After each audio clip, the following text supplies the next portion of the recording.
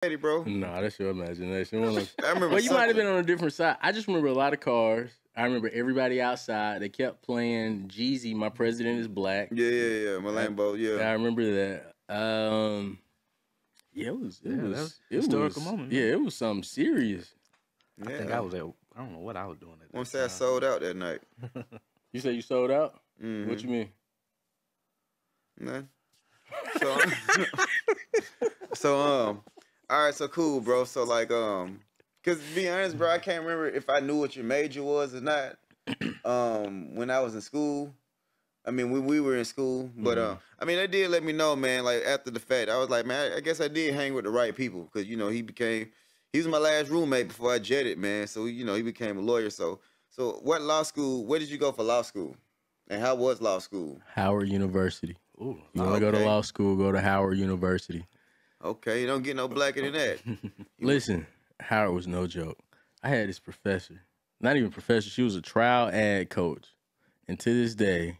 You know, But anyway, this lady used to call me her little Allen Iverson. And when I say I never got just disrespected so much, she used to yell at me, scream at me, cut me off. And she used to always say, I'm preparing you for what it's going to be like when you practice.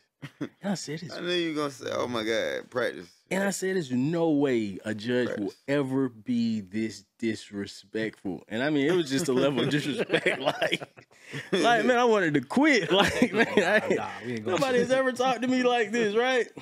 Wow. So, and for a good period of time, I used to be upset with her. Like, man, I can't believe this lady disrespected me this bad.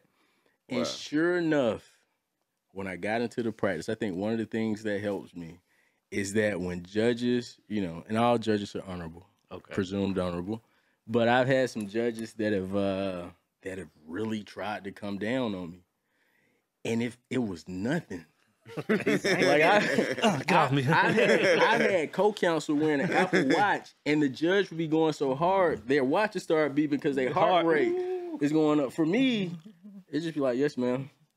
Like, how are you so cool? Like, you so nonchalant. You said, what was your teacher name again? I don't want to say her now. Okay, tempo. But if you go to Howard, she's a trial ad coach. You'll have the opportunity to work with her. But yeah, and I think it's giving me an edge in the courtroom because I don't get flustered. And sometimes you'll have judges, you know, and maybe it's me. Let me not say it's just maybe it's me. You know, sometimes I may not do things right, and judges will get angry and come down on you, and it doesn't bother me. Still don't bother you. Yeah. So it's easy for me to stay in the zone. It's easy for me to focus on what my goal is. And we've had some battles in the courtroom. So she's really prepared me because I think about it now and I say, dang, I wonder how I would be able to handle this if it wasn't for her. So yeah, shout out to God.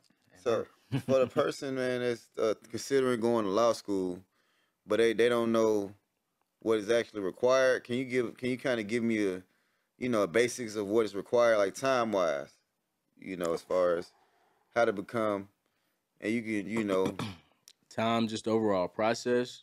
Yeah, just the overall process, or like, is there more than one way to become a lawyer? Is there only one way to become a lawyer?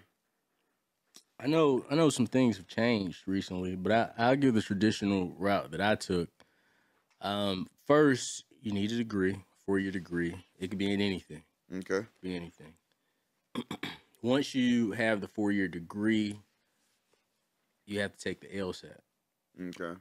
So the LSAT will be the next step. After you take the LSAT, you apply to schools, you choose a school you want to go to, and then it's 3 years of law school.